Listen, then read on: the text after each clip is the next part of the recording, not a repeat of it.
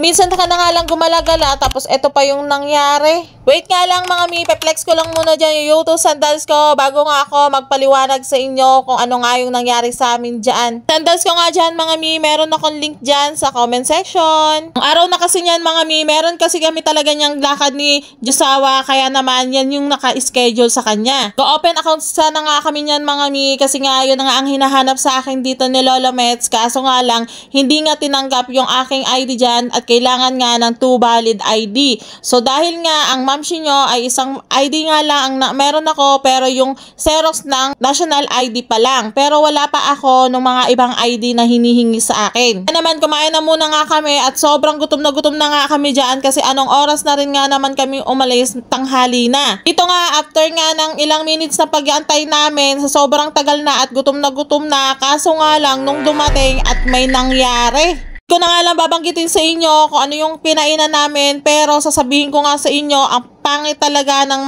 na-experience namin doon. Ikaw ba naman, sino bang matutuwa? Ahahainan ka lang naman nila ng panis na pagkain. So ang reason nila is kesyo nagpalit sila ng kung ano-ano, ewan ko kung ano yung mga pinalitan nila. O so dahil ba nagpalit kayo ng kung ano-ano dyan, ahainan nyo na kami ng panis? Deserve ba namin yon? Ito pa ang siste, yung isang staff nila na babae, yun pa ang suplada. Na samantala, dapat ang customer nga ay magali talaga, ay buti na lang talaga ako, pinapakalma talaga ako ni Josawa. Ayaw niya akong mabad trip kasi nga, sobra talaga nanginginig na ako ng mga oras na yan. Ikaw ba naman, ang tagal mong ilang minutes ka nag-intay tapos ganun yung magiging service nila. Pero buti na lang yung nakausap namin, humarap sa amin ay mabait. Kung hindi, nako, ewan ko na lang talaga sa inyo. At nakiusap nga na wag ko na daw i-post at wag ko na lang daw sabihin yung kung ano yung mga nangyari. Pero sana sa mga may-ari ng mga pagkain, kainan katulad noon, ay sana po sisiguraduhin nyo, lagi nyo pong i-check naman kung okay ba yung mga pagkain, okay ba yung product nyo, at okay ba yung mga staff nyo, mabait ba. Dapat mayroon kayong mga ganon.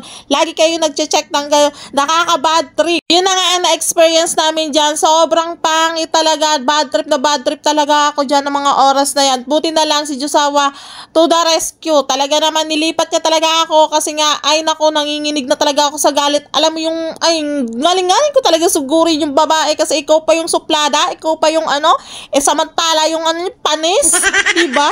Sobrang pangit talaga yung experience namin talaga dyan. Alam nyo ba, sobrang sama talaga ng loob ko dyan. Minsan na nga lang kami mag-date, minsan na nga lang kami lumabas-labas ng ganito, tapos ganun pa yung ma-experience namin. May mga tao talaga na sisira at sisirain talaga yung mga kaligayahan nyo o yung kasiyahan nyo. May mga ganun talagang bagay. Diyos ko po. Sayang talaga at gustong-gusto ko pa naman talaga yung kainan na yun. Asya mga mi, hanggang dito na lang. See you in my next vlog.